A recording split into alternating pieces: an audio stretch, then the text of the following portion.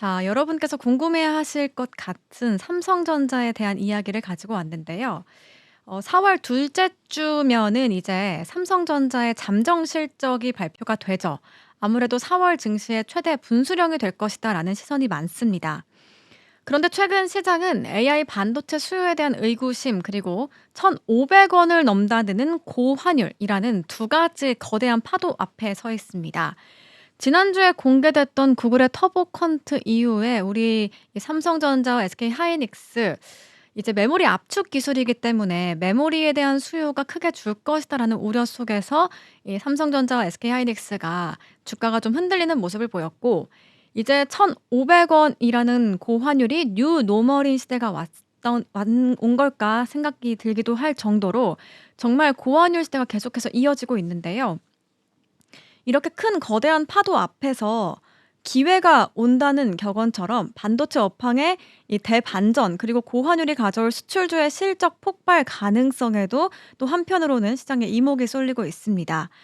과연 삼성전자의 실적은 어떤 것을 봐야 하는지 관전 포인트 그리고 고환율 시대의 투자 전략 짚어보겠습니다.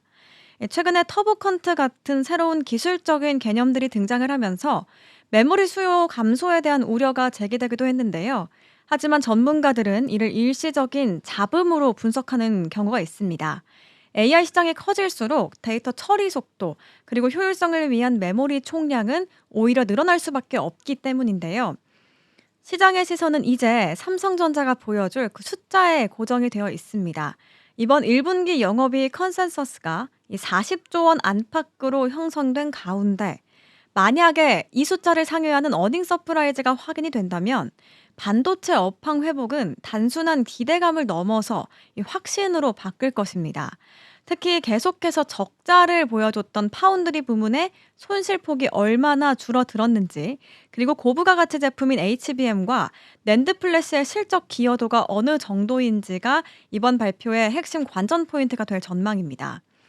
또 하나의 변수는 환율입니다.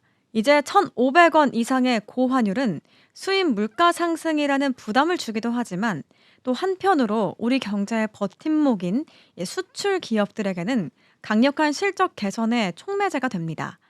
과거 금융위기나 IMF 당시에도 고환율 구간에서 자동차, 화학, 정유와 같은 주요 수출주들이 이 품질 경쟁력에 가격 경쟁력까지 더해지면서 시장을 주도했던 경험이 있습니다.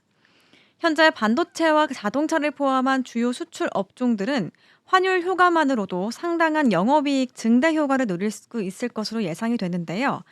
따라서 지금처럼 매크로 이슈로 지수가 흔들릴 때는 오히려 실적 기반이 탄탄한 대형 수출주 이 위주로 포트폴리오를 재편하는 전략이 유효할 수 있겠습니다.